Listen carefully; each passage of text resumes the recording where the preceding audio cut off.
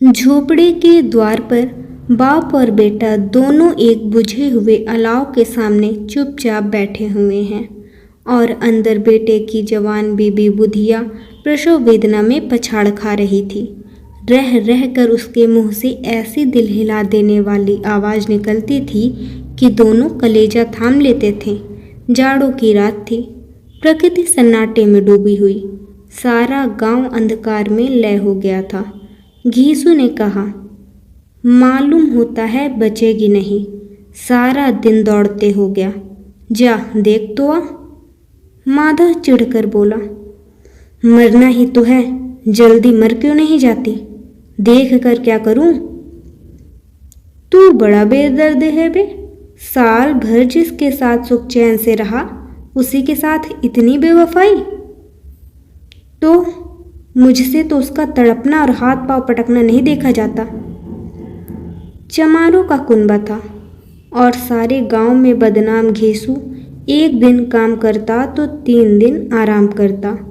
माधव इतना कामचोर था कि आध घंटे काम करता तो घंटे भर चिलम पीता। इसलिए उन्हें कहीं मजदूरी नहीं मिलती थी। घर में मुट्ठी भर भी अनाज मौजूद हो तो उनके लिए काम करने की कसम थी। जब 2-4 फाके हो जाते तो घीसू पेड़ पर चढ़कर लकड़ियाँ तोड़ लाता और माधव बाजार से बेच लाता। और जब तक वह पैसे रहते दोनों इधर उधर मारे मारे फिरते। गांव में काम की कमी न थी। किसानों का गांव था। मेहनती आदमी के लिए 50 काम थे, मगर इन दोनों को उसी वक्त बुलाते जब 2 आदमियों से एक का काम पाकर भी संतोष कर लेने के सिवा और कोई चारा न होता। अगर दोनों साधु होते तो उन्हें संतोष और धैर्य के लिए संयम और नियम की बिल्कुल जरूरत न होती। यह तो इनकी प्रकृति थी। विचित्र जीवन था इनका।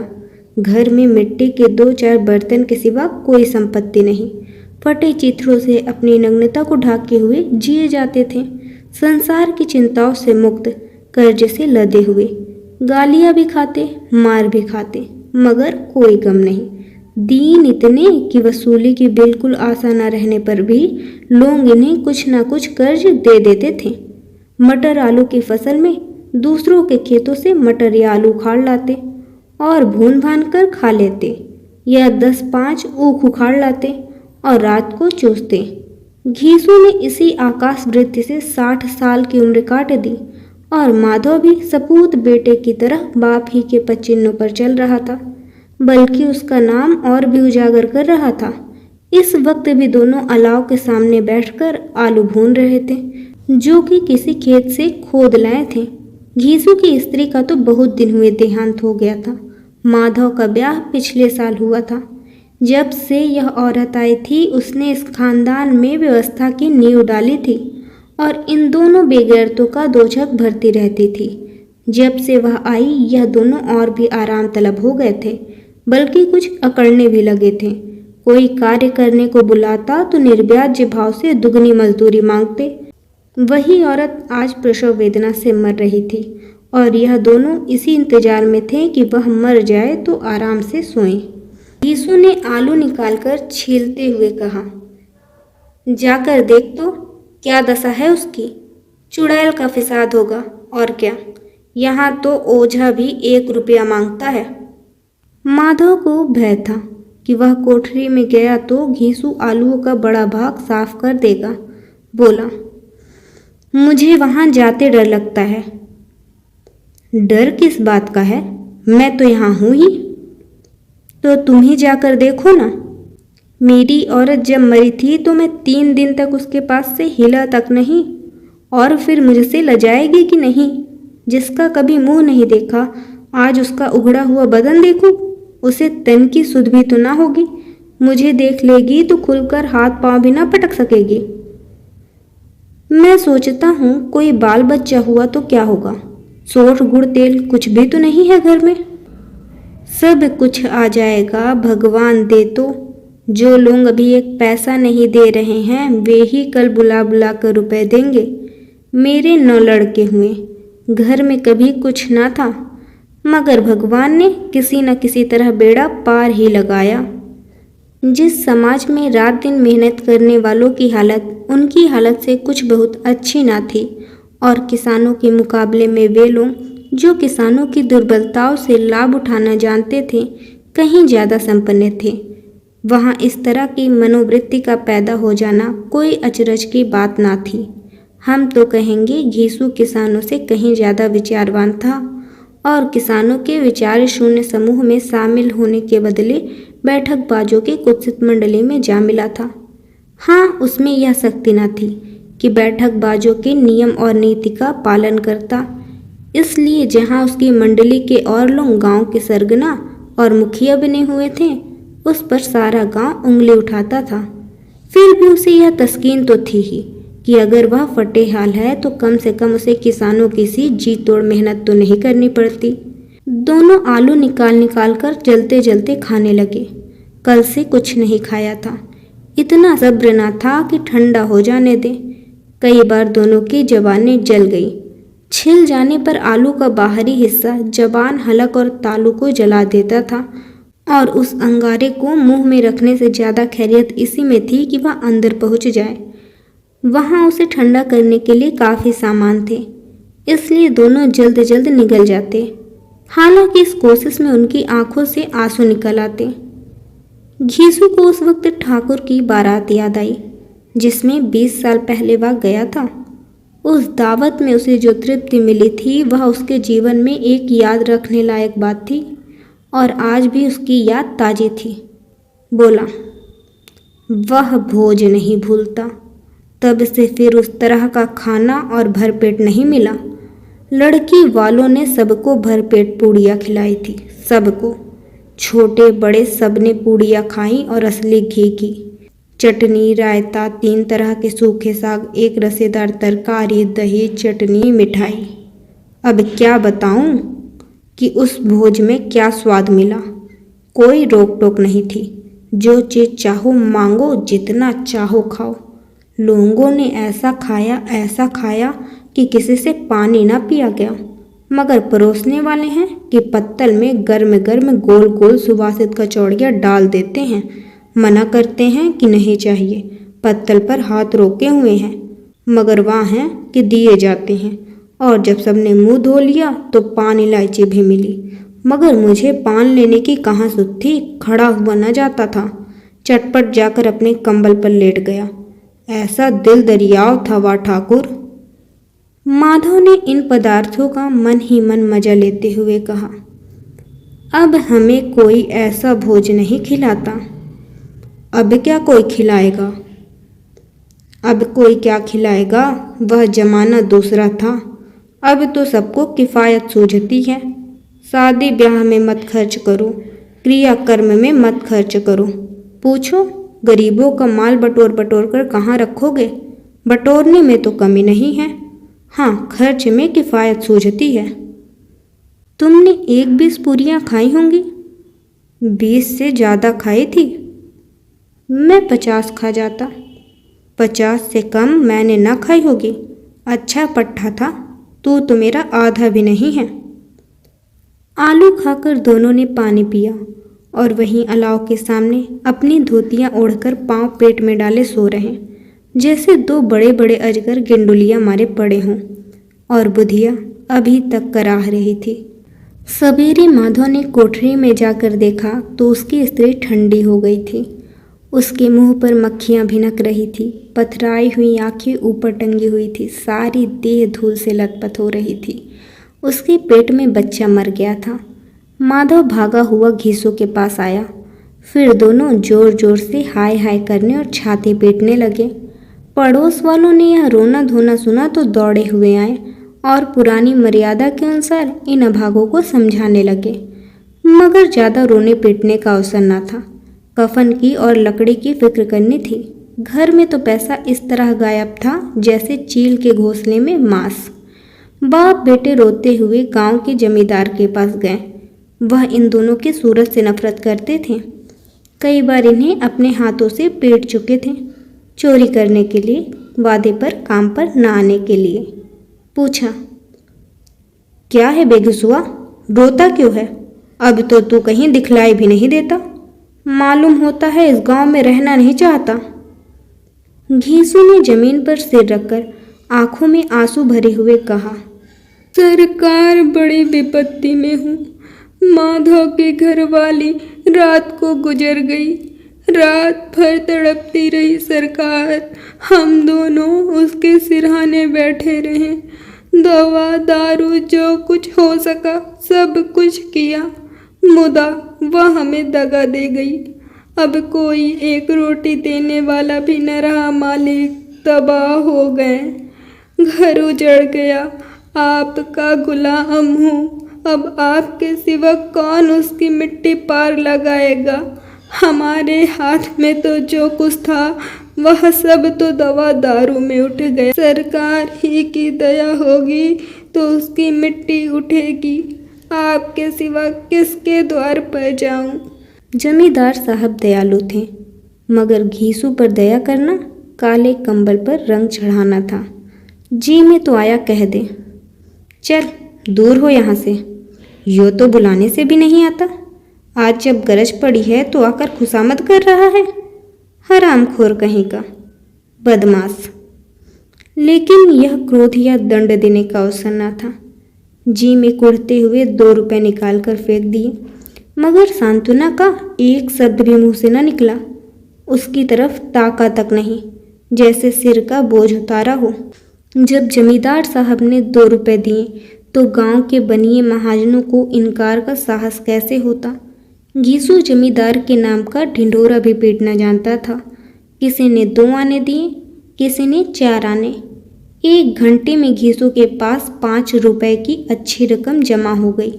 कहीं से अनाज मिल गया, कहीं से लकड़ी।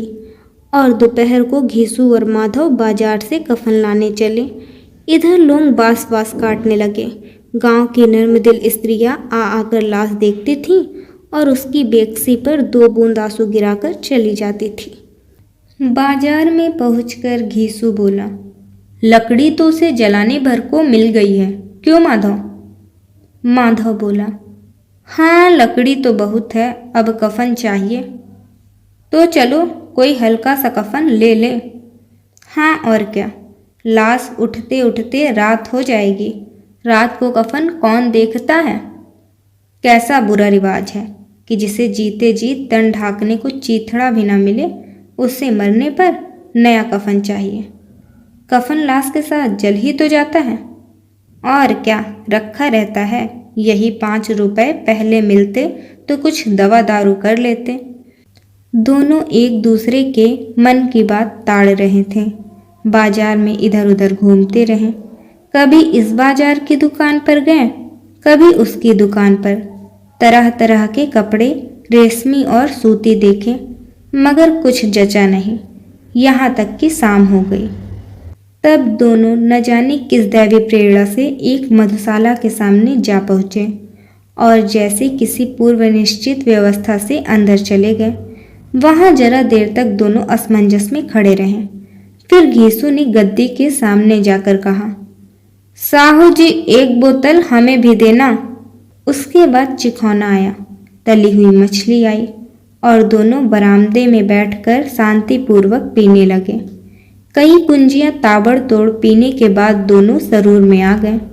घीसू बोला, कफन लगाने से क्या मिलता, आखिर जल ही तो जाता, कुछ बहू के साथ तो न जाता।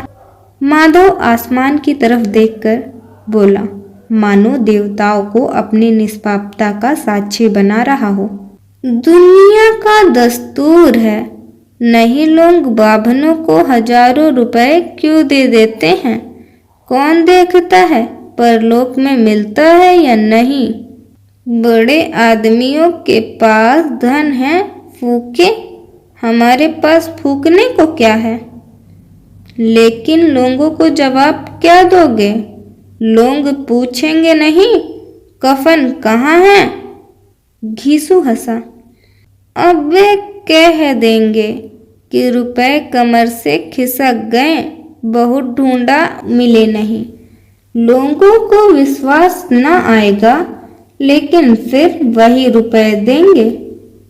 माधव भी हंसा इस अनपेक्षित सौभाग्य पर।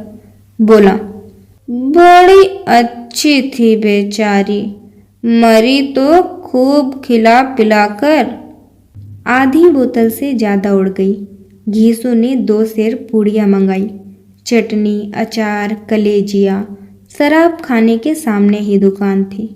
माधव लपक कर 2 पत्तलों में सारे सामान ले आया। पूरा 1.5 रुपया खर्च हो गया। सिर्फ थोड़े से पैसे बचे रहे। दोनों इस वक्त इस शान में बैठे पूड़ियाँ खा रहे थे जैसे जंगल में कोई शेर अपना शिकार उड़ा रहा हो। न जवाबदेही का खौफ था, न बदनामी की फिक्र। इन सब भावनाओं को उन्होंने बहुत पहले ही जीत लिया था। घीसू दार्शनिक भाव से बोला, हमारी आत्मा प्रसन्न हो रही है तो क्या उसे पुण्य न होगा? माधव ने श्रद्धा से सिर झुकाकर तस्दीक की, जरूर से जरूर होगा। भगवान तुम अंतर्यामी हो, उसे बैकुंठ ले जाना। हम दोनों हृदय से आशीर्वाद दे रहे हैं। आज जो भोजन मिला वह कभी उम्र भर ना मिला था। एक क्षण के बाद माधव के मन में एक शंका जागी। बोला, क्यों दादा, हम लोग भी एक ना एक दिन वहां जाएंगे ही। घीसू ने इस भोले भाले सवाल का उत्तर ना दिया। वह परलोक की बातें सोचकर इस आनंद में बाधा न डालना चाहता था। जो वहां हम लोगों से पूछे कि तुमने हमें कफन क्यों नहीं दिया तो क्या कहोगे?